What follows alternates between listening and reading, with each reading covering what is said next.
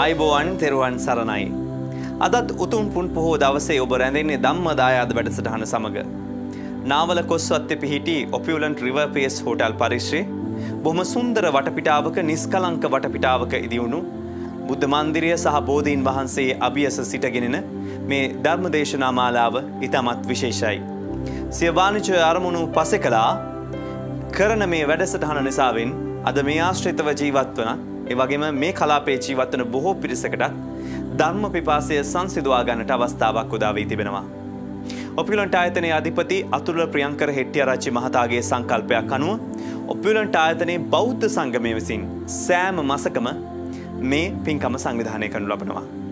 අදත් එසේනම් ධර්ම දේශනාව සඳහා යොමු වන්නට පෙර අප බෝධි පූජාමය පින්කම සඳහා යොමු වෙමු.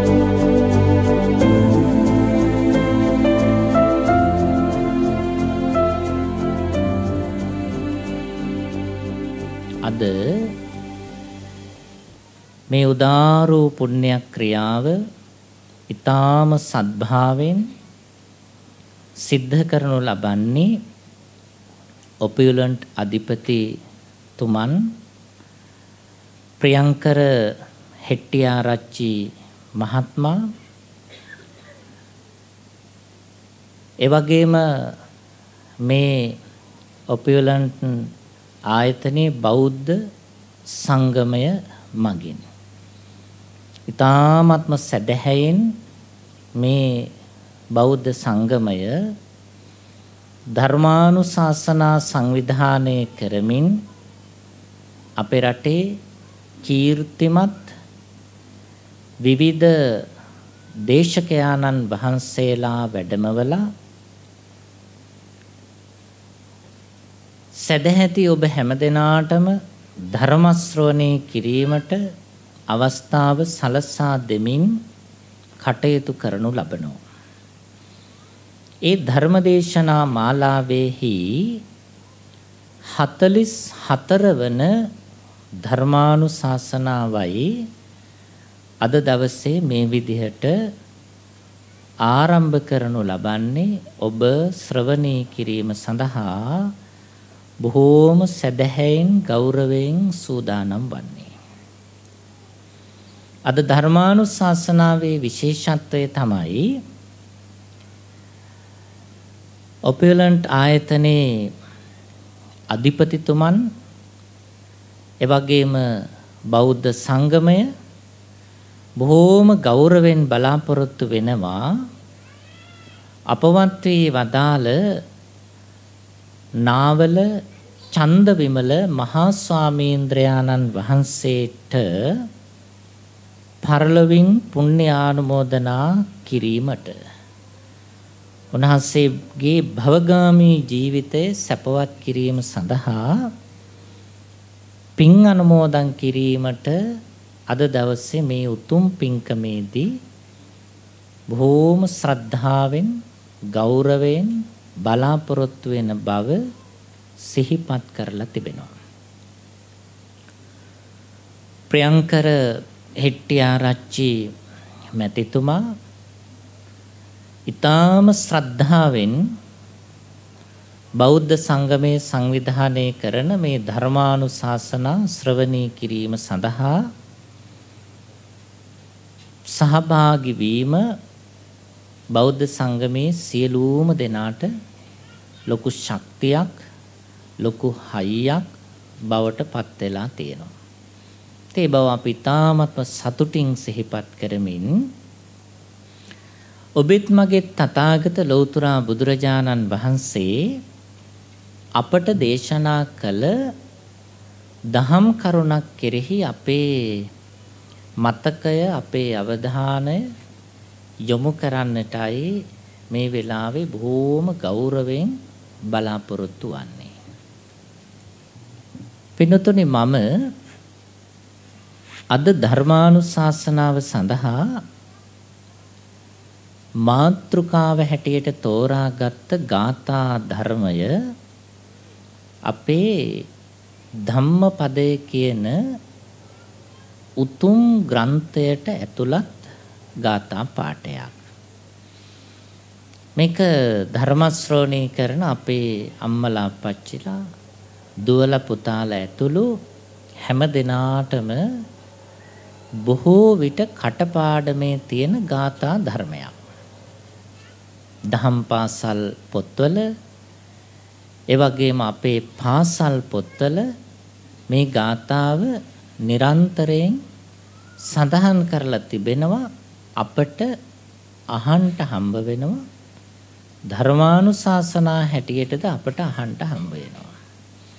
න අන්තලික්ඛේන සමුද්ද මජ්ජේ න පබ්බතානං විවරං පවිස්ස න විජ්ජති සෝ ජගතිප්පදේසෝ යත්තට්ඨිතෝ මුංචෙය්‍ය පාපකම්ම.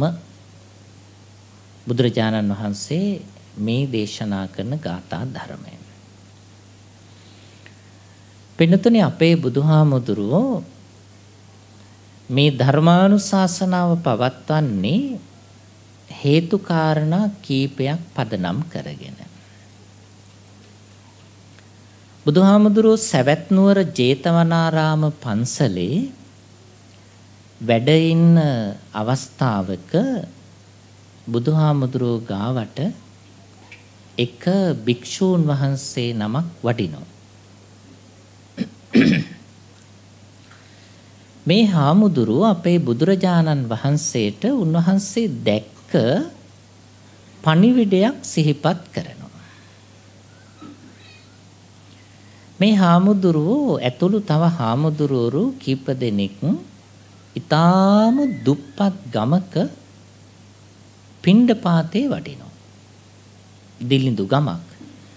ඒ නිසා මේ ගම අපේ හාමුදුරුවෝ හැඳින්නුවේ නියං ගමක්, පිටිසර ගමක්. මේ ගමේ පිණ්ඩපාතේ වඩිනකොට අපේ හාමුදුරුවරුන්ට ඒ ගමේ උවැසියෝ බොහෝම ශ්‍රද්ධාවෙන් දානේ පූජා කළා. අදත් එහෙමනේ. හාමුදුරුවන්ට තාම ගෞරවයෙන් දානේ පූජා කරනවා. දුප්පත් පොහොසත් භේදයකින් තොරව. Tamanට හැකි පමණින්. ඒක අපේ රටේ ඊ타මත්ම ඉහළින් සිද්ධ වෙනවා. මේ කතාව ඉන්දියාවේ. එක ගෙදරක අම්මා කෙනෙක් මහා සංඝරත්නයට දාණය සකස් කරනවා. ලහි දානේ පූජා කරන්න ඕන නිසා එතුමියගේ පුංචි අත්තරැද්දකින් එතුමියගේ නිවසේ පියස්ස ගිනි ගන්නවා. පියස්ස කියන්නේ වහලය ගිනි ගන්නවා. අපේ පුංචි දුවල පුතාලට පියස්ස කියන එක නුහුරු නම් හොඳට අවබෝධ කරගන්න පුළුවන් වහලේ. ඊළඟට පුංචි ගැටලුවක් තියෙයි අද සමාජයේ. කොහොමද වහලේ ගිනි ගන්නේ? ලිපේ බත්තු වෙනකොට. එහෙම වුණොත් අපේ දුවල පුතාලට කියලා දෙන්න ඕන. දැන් අපේ ගෙදරට ස්ලැබ් එකක් තිබුණට, උස වහලයක් තිබුණට, අපේ රටෙත් අපේ අම්මලාගේ අප්පච්චිලාගේ අත්තම්මලාගේ සීයලාගේ ගෙවල් තිබුණේ ඊටාම දුප්පත් පුංචි ගෙවල්. ඒවා කටුමැටි වරිච්චි, පොල්ලතු වහලා, පිදුරු වහලා, ඉලුක් වහලා ඒ වගේ දිලිඳු ගෙවල් අපට තිබුණේ. අපි දෙවෙනි තුන්වෙනි පරම්පරාවේ විතර ඒවා දුවල පුතාලට කියලා දෙන එක හරිය වටිනවා. එතන ඉඳලා අපි දියුණුනේ කියන බව දරුවන්ට කියලා දෙන්න ඕන. මහන්සියෙන් දියුණුන බව කියලා දෙන්න ඕන. දුප්පත්කම රැකියාවෙන් අධ්‍යාපනයෙන් ජයග්‍රහණය කරපු බව කියලා දෙන්න ඕන. එතකොට තමයි ඒගොල්ලොන්ට ඒ වටිනාකම අවබෝධ කරගන්න පුළුවන්කම ලැබෙන්නේ. අපි අතීතේ කියලා දෙන්න ඕන. ඉතින් මේ දිලිඳුගේ වහලේ ගොඩාක් පාතයි. අපි හැමෝගෙම ගෙවල් එහෙමයි අතීතේ තිබුණේ. වහලේ අල්ලන්න පුළුවන්. මිදුලේ තාත්තා හිටගත්තම වහලේ අල්ලන්න පුළුවන්. ඔළුව පාත් කරලා යන්න ඕනි සමහර විට. ඉතින් මේ පුංචි ගේ මුළු තැන්ගේ උයනකොට අම්මගේ අතින් පුංචි වැරද්දක් වෙලා වහලෙට ගිනි ගත්තා. දැන් වහලේ පිච්චිලා ගින්දර උඩට නගිනවා. මුළු ගේම ගිනි අරගෙන නැහැ. කුස්සිය පැත්ත විතරක් ගිනි අරගෙන. පොඩි කොටසක් ගින්දර හසට නගිනවා. අපේ හාමුදුරුවෝ පිණ්ඩපාතේ වඩිනින් ගමන් මේ සිද්ධිය දකිනවා. උන්වහන්සේ මේ දිහා බලාගෙන ඉන්නවා. හරි පුදුම සිදුවීමක් වෙනවා. මොකද්ද? පුංචි තැනකින් අහසට ගිනි දැල්ලක් නගිමින් ඒ ගේ වහලේ ගිනි ගන්නවා. අපේ හාමුදුරුවෝ බලාගෙන ඉඳි උන්වහන්සේට පේනවා ඈතින් පියාඹාගෙන එන කපුටෙක්. ඈතින් පියාඹාගෙන එන කපුටෙක් හරියටම මේ ගිනි දැල්ල මැදින්ම පියාඹගෙන යන්න යනවා. එයා ගිනි දැල්ල මැදින්මයි පියාඹන්න ලෑස්ති. කපුට ගිනි දැල්ලට මැදි වෙනවා. තටු පිච්චිලා අර ගිනි ගොඩ උඩට වැටෙනවා. දැන් එයා අමුවේ පිච්චිලා මියදුනා. අපිත් එහෙම සිද්ධි දකිනවා. අපිත් මේ වගේ සිදුවීම් අප්‍රමාණව දැකලා ඇති. බල්බ් එකක් දැම්මහම, ලාම්පුවක් පත්තු කරාම, පහනක් පන්දමක් පත්තු කරාම එකපාරම සත්තු ඇවිල්ලා ඒ පහනට වහනවා. තටු පිච්චෙනවා. ඒගොල්ලෝ එහෙමම මැරෙනවා.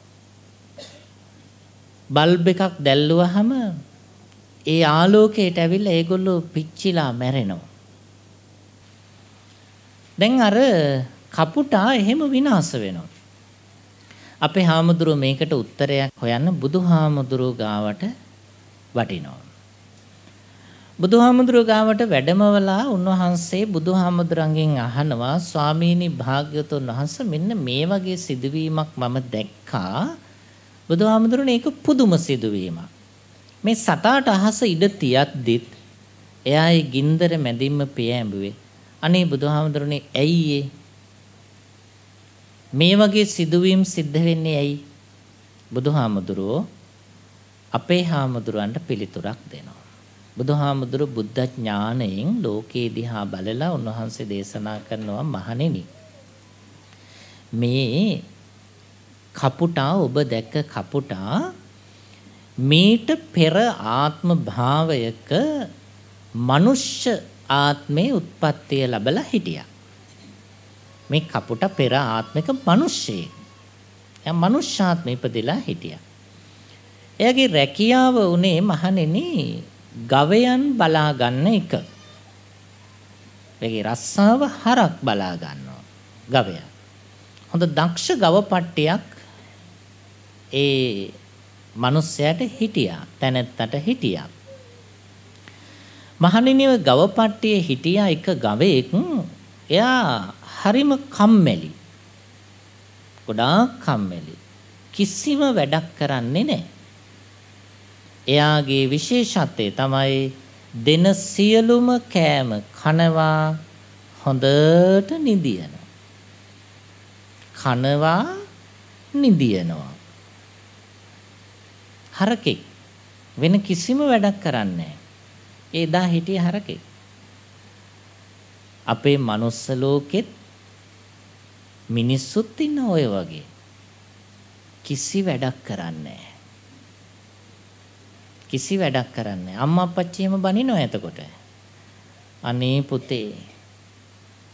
ඔහොම ඉඳලා කවදා හරියයිද? අර සතාගේ නමම කියනවා එතකොට. ඒ සතාගේ නමම කියලා කියනවා අනේ කවදා හරියයිද?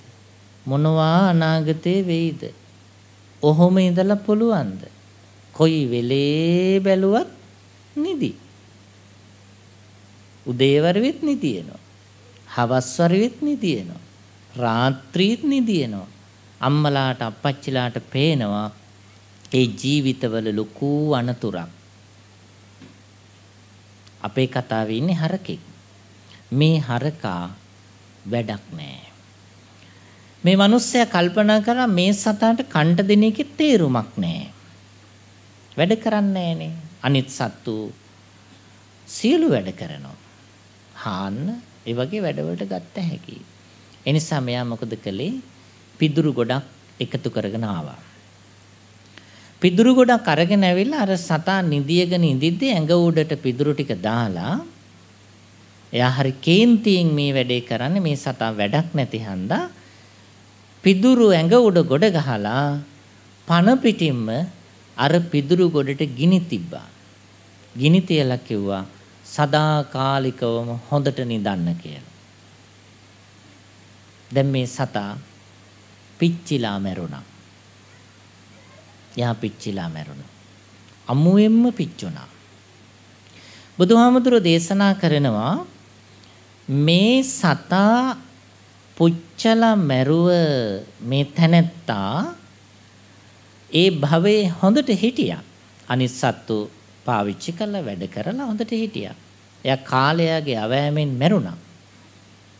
මහණෙනි ඒ තැනැත්තා මරණයටපත් වෙලා අර කරපු අකුසලයේ නිසා එයා උත්පත්තිය ලැබුවා නිරය කියන අපායේ. අපි ගෙදර තියෙන කුණු රොඩු ටික එහෙම එකතු කරලා ඩස්බින් එකකට අරගෙන එළියේ මිදුලේ පැත්තකින් තියලා පුච්චන්ට එහෙම අපේ මිදුලේ ඉඩක් තිබුණොත් අපේ මිදුලක හිටියොත් දරුවන්ට කරදර කරන අපටත් කරදර කරන අර ටිකක් සැර කූඹි වර්ගයක් ඉන්නේ නයි කූඹි එහෙම අපේ මාවනල්ල පැත්තේ එහෙම හොදට ඉන්නවා. ඒගොල්ලෝ මිදුලේ ඇවිදින්න බෑනේ දරුවන්ට එහෙම හරි සැරයි කෑවහම. එපා වෙලා ඉන්නේ හරි කරදරයි ඒ සත්තුන්ගේ. අර කොළ ටික අරගෙන යනකොට ওই සත්තු ඉන්න ගුල පේනවා. ඒ කූඹි ගුල. ඒගොල්ලෝ විශාල පිරිසක් ඉන්නවා දකින්න. හරි කේන්තියෙන් ඉන්නේ. අර අරඤ්ඤන කූඩේ අතෙන්ට හලලා අපි ගිනි තියලා අපේ වැඩ ටික කරගන්නවා. එහෙමත් කරන මිනිස්සු ඉන්නවා. වැඩ දෙකක්ම සම්පූර්ණයි. එකක් අපේ කොළරොඩු ටිකක් ගිනි ගන්නවා. කූඹි ගුලත් ඉවර වෙනවනේ. එතකොට හැබැයි කූඹි විශාල ප්‍රමාණයක් අමුවේ ගිනිගෙන මැරෙනවා. අපිට ඉතින් පොඩි සතුටක් තියෙනවා. කරදරේ ඉවරයි. හැබැයි දවස් කීපයකින් ආයෙ එනවා ඒගොල්ලෝ. නොමැරිච්ච අය තව යට ඉන්නවා. ටිකක් සතුටුයි. ආයෙ එනවා. ඔය වගේ වැඩ අපි කරනවා. ඉතින් මේ සතා මරලා මෙයා නිරේ ගිහිල්ලා උත්පත්තිය ලැබලා මහණෙනි එයාගේ පව ඉවරුණාට පස්සේ ප්‍රබල අකුසල ඉවරුණාට පස්සේ නිරය අපායෙන් මිදිලා එයා එනවා තිරිසන් අපායට. තිරිසන් අපායට. තිරිසන් අපායට එන්නේ මහණෙනි එයා කපුටෙක් වෙලා. අර හරබලාගත මිනිස්සයා. එයා කල්ප 92ක් හිටිය නිරේ. අර පව ගෙවන්න. ඊළඟට නිරේන් මිදලා එනවා කපුටෙක් වෙලා. ඒ අපායට කියන්නේ තිරිසන් අපාය. ඔය අපි දකින කපුටු බල්ලෝ පූසෝ ඒගොල්ලෝ ඉන්නේ තිරිසන් අපායේ. එයා කපුටෙක් වෙලා එනවා. මහණෙනි ඔය කපුටා හැම ආත්මෙම මීට පෙර මැරුණු හැම අවස්ථාවකම එයා මැරුණේ ගිනි අරගෙන. එයා මේ වගේ අනතුරු සහිත ස්ථානවලින් ගින්දර තියෙන තැන්වලින් පියාඹගෙන යන්න ගිහිල්ලා මීට පෙර මැරිලා තියෙනවා 100 වතාවක්. ඔබ වහන්සේ ඔය දැක්කේ 101 වෙනි අවස්ථාව. අවස්ථා 100ක් කපුටෙක් වෙලාම ගිනි අරගෙන මැරිලා තියෙනවා. මහණෙනි, ඒ අකුසල කර්මයේ ස්වභාවය. එහෙම තමයි අකුසල් සිද්ධ කළොත් ඒ අකුසලේ පසුපසින් පැමිණිලා විපාක හැටියට අපට ලැබෙනවා.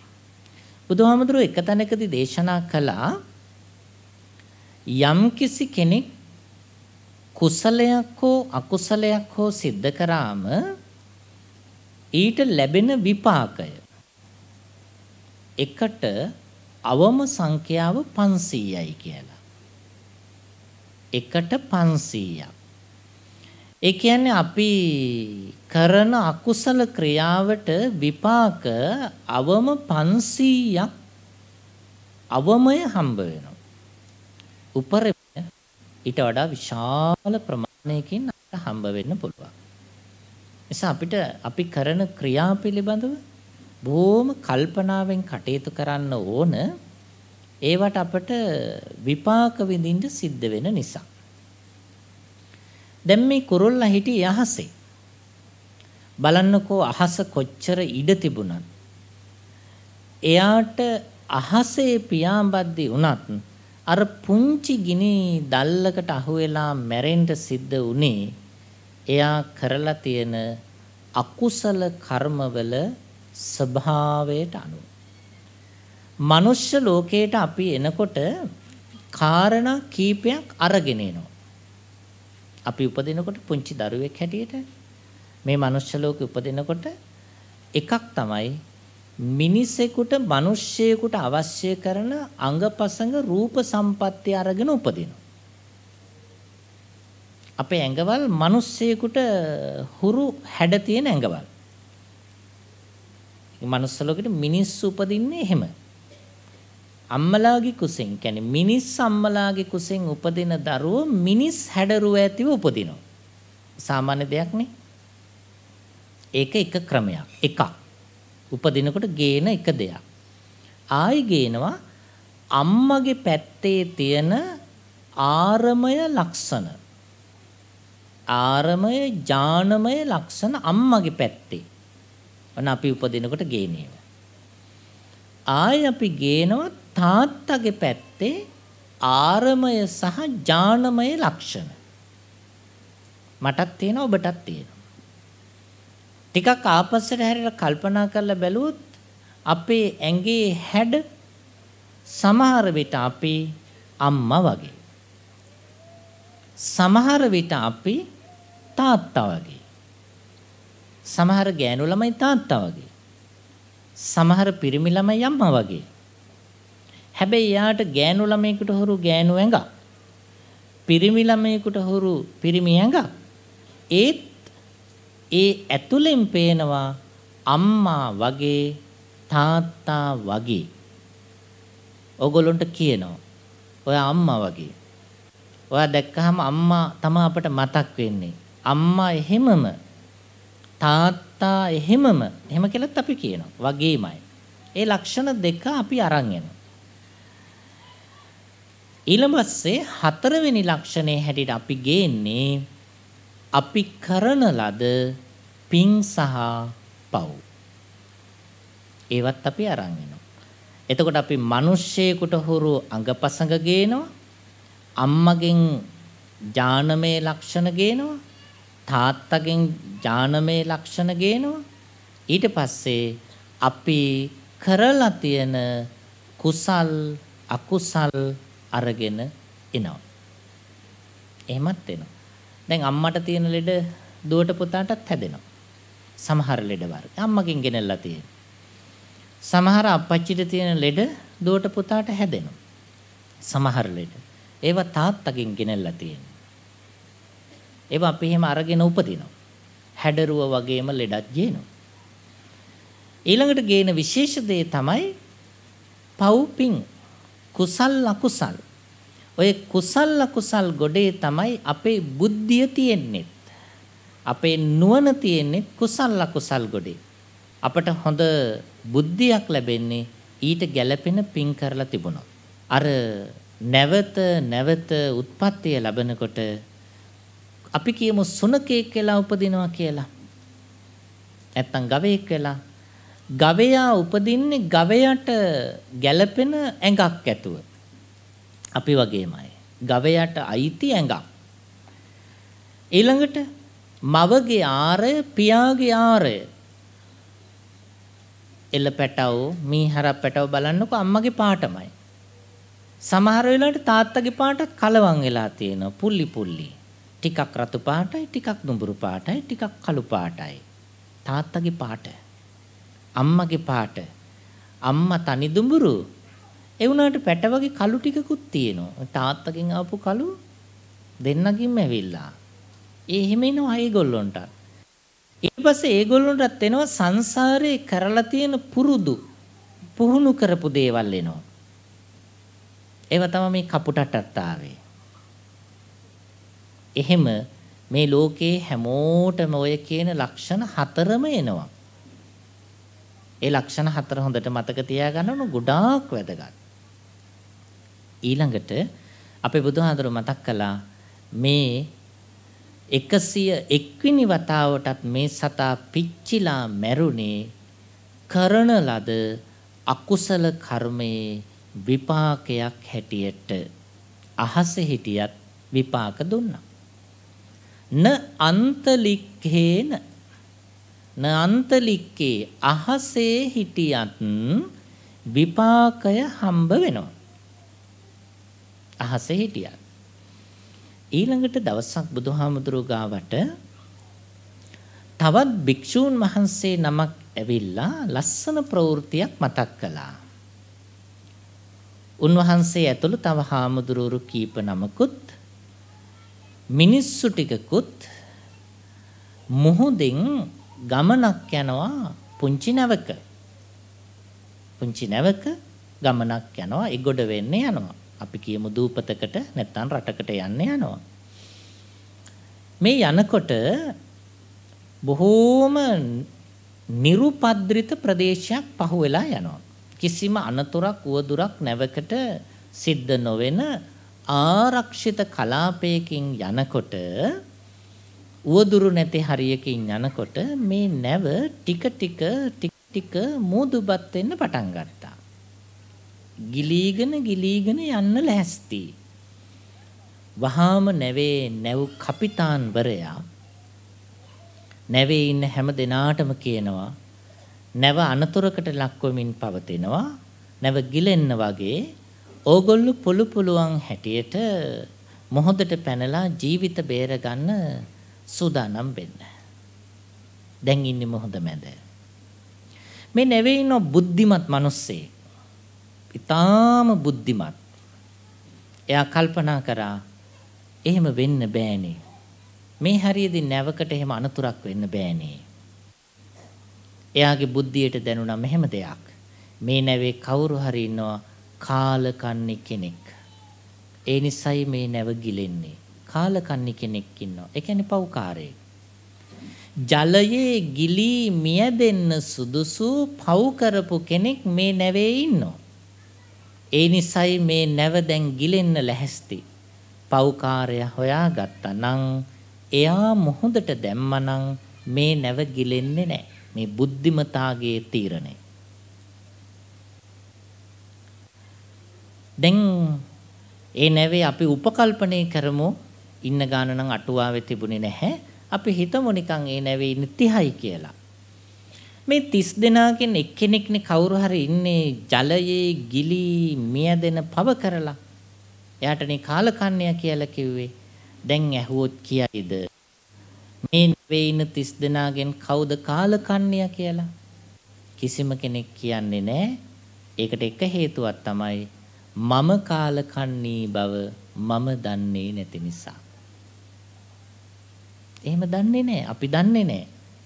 නැවෙන් ඇහුවට වැඩක් නැහැ. කවුරුත් කියන්නේ කවුරුත් දන්නේ නැහැ.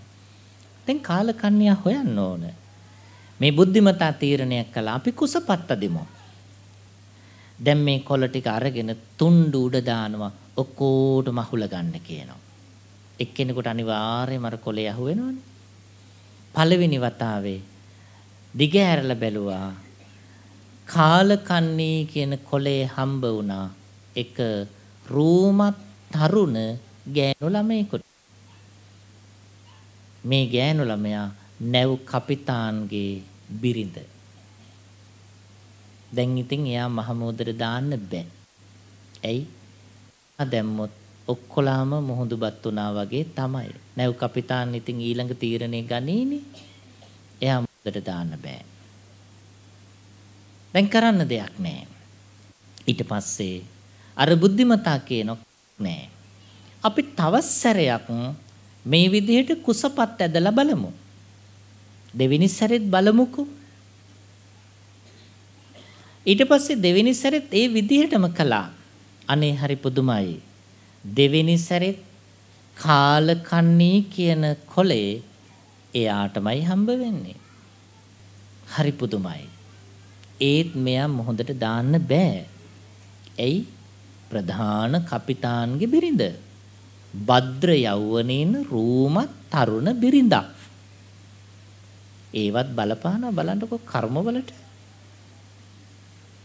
ඒක සාමාන්‍ය මිනිස්සෙකුට අහු වුණා නම් පළවෙනි වතාවෙම එයා මහමුදට දානවා. අරයාගේ තියෙන බලය නිසා, ප්‍රජේශරභාවය නිසා, එයාගේ තියෙන වැදගත්කම නිසා කර්මයක් ටිකක් පහු වෙනවා. එහෙම ඒවා තියෙනවා. ඊට පස්සේ දැන් දෙවෙනි වතාවක් තීරණය කරනවා කමක් නැහැ. අපි තව සැරයක් බලමු. සිංහල බෞද්ධ ඔබට මට සහ අපේ බොහෝ ಜಾති ආගම් පිළිගන්න අදහන අපිට හුරු කතාවක් තියෙනවා. ඕනම දෙයක් තුන් සැරයයි. ඔය ඕනම දෙයක් තුන් සැරයයි කියන පණිවිඩේ උප්පත්ති කතාව තියෙන්නේ මේ කතාවේ. මේ බුද්ධිමතා කියනවා කමන්න තව සැරයක් කරලා බලමුකෝ. දැන් තුන්වෙනි වතාවත් තුන්ඩු උඩ දානවා. අවාසනාව මොන තරම් ප්‍රබලද කියලා කිව්වොත් තුන්වෙනි වතාවත් මේ භද්‍ර යෞවනයේ හිටිය රූමත් තරුණියට ඒ තුන්ඩුව ඒ විදිහටම ඇදෙනවා. දැන් නම් ආයි කරන්න කිසිම දෙයක් නැහැ. මේ කතාව ඔහොම අහනකොට අපේ දුවල පුතාලට එහෙම හිතෙයි අද රෑම අපේ ගෙදරත් තුන්ඩු උඩ දාන්න ඕනේ. ඉස්කෝලේ පන්තියේ තුන්ඩු උඩ දාලා බලන්න ඕන අපේ පන්තියේ කවුද කාලකන්ණියා කියලා බලන්න. දහම් පාසලෙත් හිතෙයි. ආයතනෙත් හිතෙන්න ඉඩ තියෙනවා. මොකද ඒ වගේ කාලකන්ණියෝ නැතුවාම නෙමෙයි. හොයාගන්න බෑනේ. දැන් එහෙම හිතුනොත් අනේ කමක් නැහැ. හැබැයි තුන් වතාවක් උඩ දාන්න ඕන. තුන් වතාවම රහසිගත වෙන්න ඕන. පළවෙනි වතාව හම්බ වෙන කෙනාටම දෙවෙනි වතාවත් හම්බ වෙනවා නම් අන්න ටිකක් කල්පනාකාරී වෙන්න. හැබැයි සෑහීමකටපත් වෙන්න එපා. තුන්වෙනි වතාවත් උඩ දාන්න. ඕනම එකක් තුන් සැරේ කියලා මතක තියාගන්න. තුන්වෙනි වතාවත් ඉස්කෝලේ පන්තියේ දහම් පාසලේ පන්තියේ ගෙදර ආයතනයේ කාර්යාලේ මොම හිතුනොත් තුන්වෙනි වතාවත් එක්කෙනාටම නම් ඒ තුන්ඩුව ඇදෙන්නේ ඊටාම අවිනිශ්චිත විදිහට. මුකුත් දඬුවමක් දෙන්න එපා. බෝධි පූජාවක් එම තියලා සෙත් පිරිත් ටිකක් එම කියලා එයාට ආශිර්වාද කරන්න ලොකු කර්මයක් තියෙනවා එයාට. එයාට සුබ පතන්න. එයාට ආශිර්වාද කරන්න. එයා කරපු මොකක් හරි ලොකු අකුසලයක් තියෙනවා. නැත්තම් එහෙම වෙන්නේ නැහැ. දැන් මේ ළමයට තුන්වෙනි වතාවම ඒ තුන්ඩුව ලැබුණහම සියල්ලෝම තීරණය කළා නැවගිලෙන එක වළක්වන්න නම් මේ ළමයා මොහොතට දාන්න ඕන. ගත්තා වැලි පුරවපු කලයක්. එයාගේ බෙල්ලේ අර කලේ ගැට ගහලා නැව් කපිතාන්ද බලාගෙන ඉඳිද්දි දැන් කරන්න දෙයක් නැහැ. කපිතාන්ද බලන් ඉඳිද්දි සිය බිරිඳ මහ මොහොතට දැම්මා. එයා දියේ ගිලී මියදුනා නිරුපද්‍රිතව බලාපොරොත්තු දැනට ගියා. නැව ගිලුනේ නැහැ. හරි පුදුමයි. ගිලුනේ නැහැ. දැන් මේ සිදුවීම බලාගෙන හිටිය මේ නැවේ වඩින හාමුදුරු කෙනෙක් තමයි අපේ බුදුහාමුදුරන්ට මතක් කරන්නේ.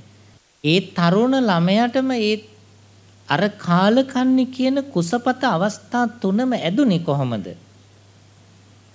බුදුහාමුදුරනේ යා වතුරට දැම්මට පස්සේ නැව නිරුපද්‍රිත වුණේ කොහොමද? ඇයි එහෙම වෙන්නේ? මොකද්ද හේතුව? අපේ බුදුහාමුදුරෝ ඒකටත් ඒ කතාව දේශනා කළා. බුදුහාමුදුර මතක් කළා මහණෙනි ඔය මොහොතට දාපු දරුවා පෙර භවයක ඔන්න දැන් එයා මනුෂ්‍ය දුවක් අම්මගෙන් තාත්තගෙන් උරුම කරගත්ත ලක්ෂණ ඇතුවත් ඉපදිලා ඇති ඉන්නේ ඇති ලස්සනට ඊළඟට එයා සංසාරයෙන් අර ගෙනාම පවුප්පින් තියෙනවනේ එනකොට අරගෙන එන හතරවෙනි කොටස ඒ හතරවෙනි කොටසේ එයාගේ තියෙනවා එයා සංසාරේ කරපු පවක් මොකද්ද පව එයා පෙර දවසක මේ මහත්යම විවාහ වෙලා හිටිය පෙර ආත්මේ මේ මහත්යමයි විවාහ වෙලා හිටියේ මේ දෙන්නා දැන් එතකොට අපිට තව ලස්සන කතාවක් මතක් වෙනවා මොකද්ද දැන් ස්වාමියා හැටියට යම් බිරිඳකට හම්බ වෙලා ඉන්නවා නම් මහත්තයෙක් ඔය මහත්තයා සංසාරෙත් ගණන් කළ නොහැකි ප්‍රමාණයක් මහත්තයම තමයි කෙනෙකුට දුක හිතෙයිද මන්දා යම් කිසි මහත්තයෙකුට දැන් ලැබිලා ඉන්න බිරිඳ සංසාරෙත් අප්‍රමාණ වාරයක් Taman එකට ආව බිරිඳ තමයි ඔය ඉන්න බිරිඳ දුවල පුතාලත් එහෙමයි අපට නැවත නැවත එහෙම හම්බ වෙනවා දීපංකර බුදුහාමුදුරුවන්ගේ පාදමූලයේදී අපි අහලා තියෙනවා සුමේද තාපසයා බුදු බව ප්‍රාර්ථනා කළා කියලා. දීපංකර බුදුහාමුදුරුව වඩිනකොට අර පාර සුද්ධ කළ ඉවර කරන්න බැරි වුණානේ. සුමේද තරුණයට. එයාට පුංචි කෑල්ලක් ඉතුරුණා පාර. ඒ ටික හදලා ඉවර කරන්න බෑ බුදුහාමුදුරුව ළඟටම වැඩමවලා. මොකද කළේ? වහාම යා බිම දිගා වුණා. දිගා වෙලා හිතුවා බුදුහාමුදුරුව ඇතුළු 40000ක් මහ රහතන් වහන්සේලා මගේ පිට මතින් සිරිපාවල පතුල්වල මඩ තැවරෙන්නේ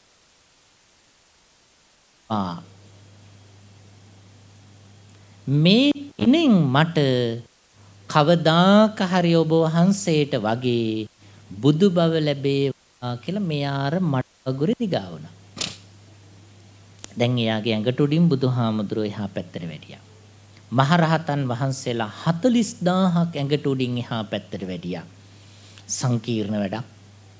පණ පිටින් ඉන්න මිනිස්සෙක් ඇඟ උඩින් අඩිය තෙල එහා පැත්තට යන්න ඕනි. බුදුහාමුදුරුවෝ හැමෝටම වඩින්න කිව්වා. දැන් උන්වහන්සේ එහා පැත්තට වැඩම ඉන්නෝ. මේ තරුණ ළමයා බුදුහාමුදුරුවෝ ඇතුළු හාමුදුරුවන්ට වඳින්න ලැහැත් වෙනකොට එහා පැත්තේ හිටගෙන ඉන්නවා මල් මිටක් අතේ තියෙන ගෑනු ළමයි. ගොඩාක් සෙනග හිටිය තැනක් නේ. බුදුහාමුදුරුවෝ වඩින පාරට ඇවිල්ලා එක දුවෙක් ඉන්නවා ළඟ හිටගෙන. ඒ දුවගේ අතේ තියෙනවා නටුව සහිත නෙළුම් මල් ටිකක්. මේ පිරිමි ළමයා දැන් බුදුහාමුදුරුවන්ට වඳින්න ලැහැස්ති හැබැයි අතේ මල් නැහැ. මේ තරුණ දුව මොකද කරන්නේ? පිරිමි ළමයාට එයාටත් මල් ටිකක් ඉතුරු කරගෙන මල් මිටෙන් අඩක් මේ පිරිමි ළමයාට දුන්නා. කොල්ලා මේ මල් ටික බුදුහාමුදුරන්ගේ සිරිපතුල පාමුල තියලා වැඳලා ප්‍රාර්ථනාවක් කළා.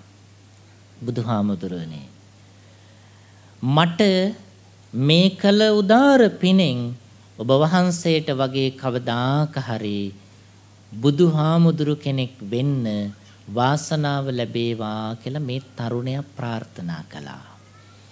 අපි බුදුහාමුදුරුවෝ මේ තරුණයාගේ අනාගතය බැලුවා.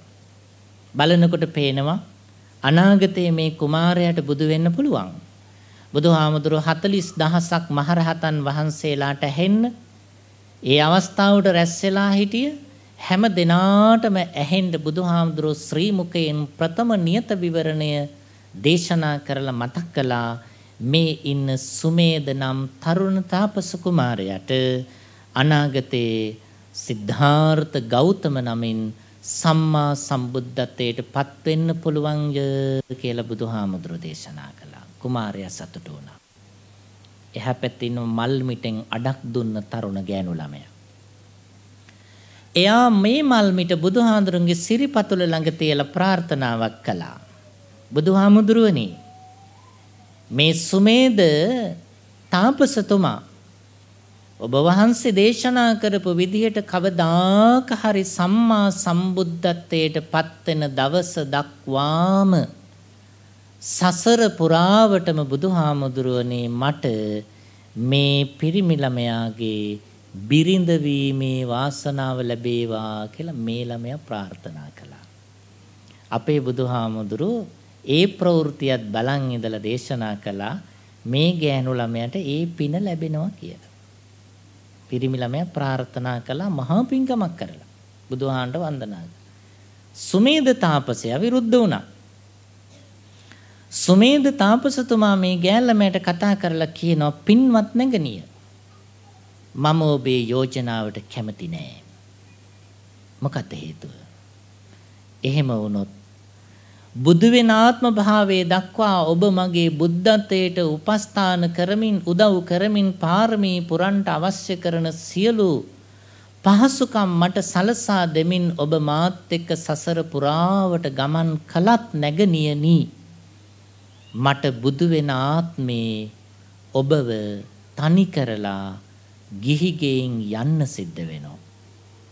එහෙම සංසාරේ පස්සින් පාරමිතා පුරාගෙන එන ඔබ මට එදාට තනි කරලා යන්න වෙන නිසා මං මේ යෝජනාවට කැමති නෑ. සුමේද තාපසයා ප්‍රතික්ෂේප කරා. ඒ ළඟ හිටිය ගෑනු ළමයා කියනවා තාපසතුමනි එදාට ඔබ වහන්සේට මාව තනි කරලා යන්න අදම මම අවසර දෙනවා. මම වෛර කරන්නේ නෑ. බුදු වෙන්න යන දවසේ මම අවසර දෙනවා කියලා එදා පොරොන්දු වුණා. ඒ පොරොන්දුවත් එක්ක මේ තරුණ පිරිමි ළමයා ඒ ගෑනු ළමයා විවාහ කරගත්තා. එදා ඉඳලා යසෝදරා කුමාරිය දක්වාම මේ ගැහැණු ළමයා බිරිඳ හැටියට සංසාරේ ගමන් කළා. බුදු වෙන කුමාරයාට බුදු වෙන්න පාරමී පුරන්ට උදව් කරමින්. බලන්න මොනතරම් මේ බිරිඳ උත්තරීතරයිද කියලා. මලේ බඹරු මෙන් පිරිවර වේවා. අව්වේ තිබෙන රැස් මාලා අඩු වේවා. සිද්ධාර්ථ කුමරුනි ගව්වෙන් ගව්ව දිවමාලිග සෑදේවා. බලන්නේ හදවතේ තිබුණු ප්‍රාර්ථනාව මොනතරම් බල සම්පන්නයිද කියලා. යසෝදරා සුබ පැතුවා. බුදු වෙලා ආවහම මේ සියල්ල මතක් කළා. අන්න ඒ වගේ මේ කාන්තාවට මේ තරුණියට මීට පෙරත් මේ මහත්තයා හම්බ වෙලා තිබුණා. හම්බ වෙලා මේ දෙන්න බොහෝම හොඳින් ආවාහ විවාහ ගිවිසගෙන හිටියා. ගෙදර ඇති කළා සුරතලේට බලු පැටියෙක්. ඒ බලු පැටියා මේ බිරිඳට පුදුම ආදරේ. හරිම ආදරේ. මේ බිරිඳ යන්නේන හැම තැනම මේ පුංචි බලු පැටියා යනවා.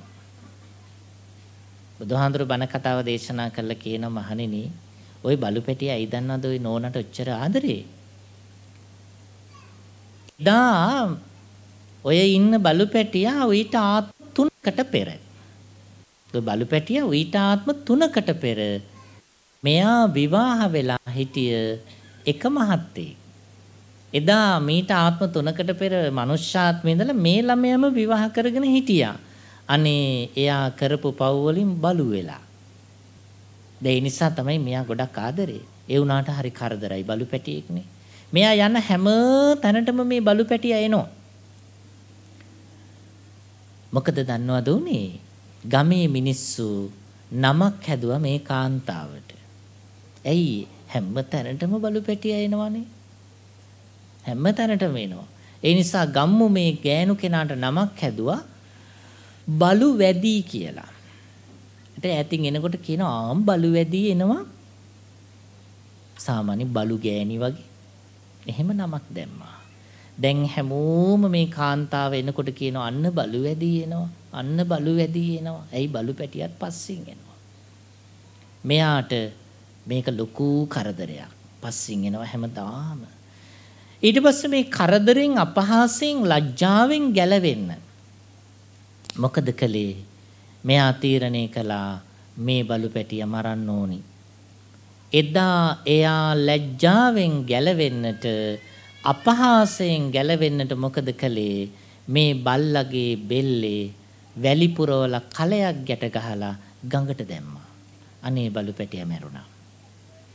මහණෙනි මිනිසුනේ එදා ඉඳලා මේ ගෑනු ළමයා උපදින හැම භවයකම මැරෙන්නේ වතුර පෙවිලා ජලයේ ගිලිලා මැරෙන්නේ. ඒ පවතාම ඉවර නැති නිසා තමයි රූප සම්පත්තිය ලබාගෙන ඉපදුනාට භද්‍ර යෞවනයේ හිටියට මහා ධනයකට හිමිකම් ලැබුවට සංසාරයේ අරගෙන ආපු පව ඉවර නැති නිසා මහණෙනි මිනිසුනේ ඒ ගැහැණු ළමයාට දියේ ගිලී මියදෙන්න සිද්ධ වුණා. බලන්න සුනාමියෙන් කොච්චර මිනිස්සු බේරුණාද? වෙරළාසන්න හිටිය ගොඩාක් මිනිස්සු බේරුණා. ඒගොල්ලෝ එදා හිටියේ මහනුවර පැත්තේ. සමහර මහනුවර පැත්තේ හිටිය මිනිස්සු සුනාමියට අහු වුණා. ඒ කොහොමද? සුනාමිය මහනුවරට එන්නේ නැති නිසා ජලයේ ගිලී මියදෙන්න පව් තිබුණු මිනිස්සු මහනුවරේ ඉඳලා වෙරළන්නට ආවා. බලන්නේ අකුසලයට ලැබෙන විපාකය අහසේ හිටියත් හම්බ වෙනවා. මහා සාගරයේ හිටියත් හම්බ වෙනවා. ඒ වගේම බේරෙන්න, ඒ වගේම ගැලවෙන්න විදිහක් නැහැ. ධර්මයේ නැමැති ඖෂධය පානය කරාම මේ අකුසල් වලින් අපට විපාක වලින් ගැලවෙන්න පුළුවන්. කොහොමද? අර જાතියේ පව් නොකර හිටියොත් අපට ඉන් වැළකීලා අපේ ජීවිත ගොඩාක් පුණ්‍යවන්ත ජීවිත බව කරගන්න පුළුවන්. හාමුදුරුවෝ 7 නමක් එක දවසක් ගල් ගුහාවක භාවනා කරනවා. උන්වහන්සේලා 7 දෙනාම ගල් ගුහාවේ භාවනා කර කර ඉඳිද්දී ගල්ලෙන ඉස්සරහට උඩ කන්ද පාත් වෙලා නායක් ඇවිල්ලා ගල් දොර වැහෙනවා. දින 7ක් මිනිස්සු ගල් දොරේ පස් අයින් කරලා 7 වෙනි දවසේ වැහිලා තිබුණු ගල් අයින් කරා. හාමුදුරුවෝ 7 දෙනාම නිරුපද්‍රිතයි. එක්කෙනෙක්වත් අපවත් වෙලා නැහැ. හරි පුදුමයි. හේතුව මොකක්ද දන්නවද? මේ හාමුදුරුවෝ 7 දෙනා මීට පෙර කොල්ලෝ 7 දෙනෙක්. මේ කොල්ලෝ 7 දෙනා මොකද කරන්නේ? එක දවසක් තලගොයේ පස්සෙන් පන්නගෙන ගිහිල්ලා තලගොයා රිංගනවා හොඹහකට.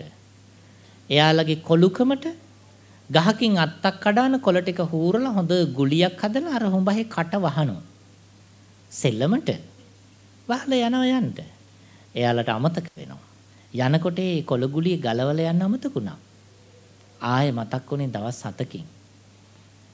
කොල්ලෝ ටික ඇවිල්ලා එදා කළ විහිළුවට මේ අර කොළ ගුලිය ගලවලා බැලුවා, ඇදලා බැලුවා. බලනකොට අනේ අර සතා එතනට ඇවිල්ලා එතනින් උඩට එන්න බැරුව කණ්ඩ පොණ්ඩ මුකුත් නැතුව ඉන්නවා. හැබැයි මැරිලා නැහැ.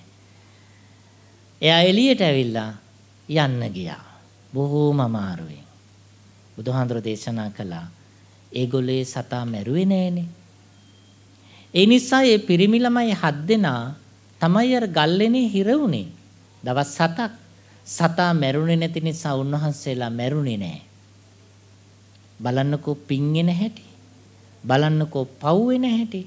අපේ පස්සෙන් පව් වෙනවා. අපේ පස්සෙන් පිං එනවා. අහස කොච්චර ලොකු වුණත් කරපු පව් වලින් බේරෙන්න අහස අදි ආරක්ෂිත කලාපයක් නෙමෙයි. මහ මොහොත කොච්චර ලොකු වුණත් පවක් කරලා තියෙනවා නම් ඒ පවින් බේරෙන්න මහ මොහොත අදි ආරක්ෂිත කලාපයක් නෙමෙයි. ගල් ලෙනක හැංගිලා හිටියත් පව් කරලා තියෙනවා නම් ඒ ගල් ලෙනත් සැඟවි මර බේරෙන්න අදි ආරක්ෂිත කලාපයක් නෙමෙයි. මේ විශ්වයේ කොතනකවත් කරපු පව් වලින් බේරෙන්න අධි ආරක්ෂිත කලාපයක් කොතනකවත් ඇත්තේ නැත. දුව පුතා පවින් වළක්වන්න, පව් කරන වෙලාවේ අවවාද කරන්න, පිනෙහි පිහිටවන්න, බෝධි පූජාවට, බණට පිරිතට එක්කන් යන්න, මල් වට්ටිය අතට දෙන්න, පැන් කලයක් අතට දෙන්න, පිරිත් නූල් අතට දෙන්න, බණ අහන වෙලාවේ ඉස්සරහින් වාඩි කරව ගන්න. මේ උතුම් පින්කම සිද්ධ වෙන වෙලාවේ මේ අපේ ඉස්සරහ චූටි දුවෙක් ඉන්නේ. ලොකු බණ කතා තේරෙන්නේ නැහැ. හැබැයි ওই දුව මේ කතා තුනම කියයි. අර දුවල පුතාලා වාඩි වෙලා ඉන්නේ තැන් වල. පුංචි දරුවෝ නිින්ද ගියේ නැහැ. දැන් 9යි 10යි. මේ එක්කගෙන ආපු අම්මයි තාත්තයි හරි වාසනාවන්තයි. අපි කියන පුංචි ළමයි නරකයි කියලා. නෑ, ඊට වඩා ලොකු ළමයි නරකයි. පුංචි ළමයි හොඳයි. පුංචි ළමයි බණක් පිරිතක් කියන තැනක නිදිය ගත්තට කමක් නැහැ. ඇවිද්දට කමක් නැහැ. දැඟලුවට කමක් නැහැ. ඒගොල්ලෝ පුංචිනේ. ඒ වුණාට ඒගොල්ලෝ එක්කන් එන්න ඕනේ. ඒගොල්ලන්ට මේව පුරුදු වෙන්න ඕනේ. ඒගොල්ලෝ තමයි පස්සේ අපේ රට බාරගන්නේ. අපිට කවදක හරි බෙහෙත් උගුරප්පවන්නේ. අම්මගේ ගුණේ ඉගෙන ගත්ත දරුවෙක් කවදාකවත් අම්මා අනාථ මණ්ඩපේ දාලා ආපස්සට හැරිලා ඉන්නේ නැහැ. එහෙම කරන්න බෑ. මේ බණ කියන මට අපේ අම්මා කවදාකවත් අනාථ මණ්ඩපයක දාලා ඒ අනාථ මණ්ඩපේ දොරෙන් එළියට නම් අඩියක්වත් එන්න බෑ. එහෙම වුණොත් එදාට මට එන්න නොවේවා. එදාට මං එහෙම අම්මා දාලා එළියට આવොත් මගෙන් වැඩක් නැහැ. මට ආස අම්මා දාලා එන්න නෙමෙයි. අම්මගේ පපුවට ටිකක් වෙලා ඔලුව තියාගෙන ඉන්න නැත්තම් ආසයි. ඒත් අම්මා මං ඔලුව තියාගන්නකොට කැමති නෑ. ඒත් මං ආසයි. අපි අම්මට ආදරෙයි. අපි තාත්තට ආදරෙයි. ඒ ආදරේ ආවේ අම්මගේ තාත්තගේ ගුණ අපි දන්න නිසා. දුවට පුතාට මේ ටික ඔක්කොම කියලා දෙන්න. එහෙම කියලා දෙන්න බැරි වුණොත් ඒක අම්මා අනාථ මණ්ඩපයට දාලා අපස්සට හැරිලා එයි. චීත්තයක් අරන් ගිහලා දෙයි අවුරුද්දකට සැරයක්. කෑම පැකට් එකක් අරන් ගිහලා මාස 2-3කට සැරයක් දීලා එයි. ඒ දරුවන්ට ගුණ ධර්ම ටික නොදුන්න නිසා මේ දේම දෙන්න. එහෙම වුණොත් අපි සාර්ථකයි. එහෙම වුණාම තමයි අපි උත්තරීතර මිනිස්සු බවට පත් වෙන්නේ. මේ බෞද්ධ සංගමය ඊටාම සද්‍රාවෙන් ගෞරවයෙන් ඔපියලන්ට් ආයතනයේ අධිපතිතුමන්ගේ ආශිර්වාදයේ මැද බෞද්ධ සංගමයේ ධර්මදේශනා 44ක් පවත්වලා මොන තරම් දහම් කරුණු ඉගෙන ගන්න නැද්ද? අද ධර්මදේශනාවේ මේ බෞද්ධ සංගමයේ සියලු සමාජිකයින්ට පිං සිද්ධ වෙන්න අපේ ප්‍රියංකර හෙට්ටිආරච්චි උතුම් මැතිතුමාට පිං පිරෙන්න මේ බණ කතාව අහපු අපේ අම්මලා අප්පච්චිලා දුවලා පුතාලා ලොකු දෙයක් කරන්න එපා. අර කාරණා 4න් වලකින්න 3න් පන පිටින් සත්තු පුච්චන එක, සත්තු වතුරට දාන එක, සත්තු ගුලකට රිංගුවම වහලා හිර කරන එක, ඒ ටිකෙන් වලකින්න. දුවට පුතාට හොඳට ගුණධර්ම ටිකක් කියලා දෙන්න. බණට පිරිතට බෝධි පූජාවට යනකොට එක්කගෙන යන්න. ඒ හොඳට ඕම ඇති. මටත් පින් සිද්ධ වෙනවා. ඔබටත් පින් සිද්ධ වෙනවා. රටකට සමාජයකට සම්බුද්ධ ශාසනයට වටිනා දරු පිරිසක් හදපු උත්තරීතර අම්මා කෙනෙක් හැටියට, උත්තරීතර තාත්තා කෙනෙක් හැටියට අපට කවදාකාරී ඇස් දෙක පියා ගන්න පුළුවන්. ඒක හරි සතුටක්. ඒක හරි මිහිරි අත්දැකීමක්. ඒ නිසා මේ වෙලාවේ කල්පනා කරන්න බොහෝම සතුටින් මේ උතුම් පින්කම සිද්ධ කරනවා. ඔපිලන්ට් ආයතනයේ අධිපතිතුමන්, අපේ ප්‍රියංකර හෙට්ටිආරච්චි මැතිතුමන් මේ උදාර පුණ්‍ය ක්‍රියාවේ ප්‍රධානත්වයේ ධර්මෙන් කටයුතු කරන වෙලාවේ අපි ධර්මානුශාසනාව නිමාවටපත් කරනවා. මේ සියලු දහම් කරුණු වලින් ඔබේ හදවත් පෝෂණය වේවා. මේ මොහොතේ සිට ගත කරන මේ ජීවිත කාලයේ හැම මොහොතක්ම ධර්මානුකූලව ජීවත් වෙන්න පුළුවන් විදිහට ඔබට ශක්තිය, ධෛර්යය, වාසනාව නැනනුවන පහළ වේවා කියලා ආශිර්වාද කරමින් නාවල කොස්වත්තේ පිහිටි ඔපියුලන්ට් රිවර් ෆේස් හෝටල් පරිශ්‍රයේ සිටයි අද ධම්මදායද වැඩසටහන ඔබට රැගෙන ආවේ.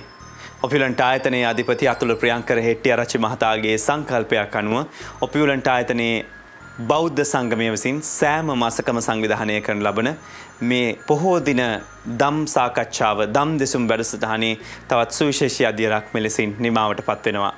මේ මොහොතේදී ධම්මදායද තුලින් සමුගන්නවා ඔබට තෙරුවන් සරණ ප්‍රාර්ථනා කරමින්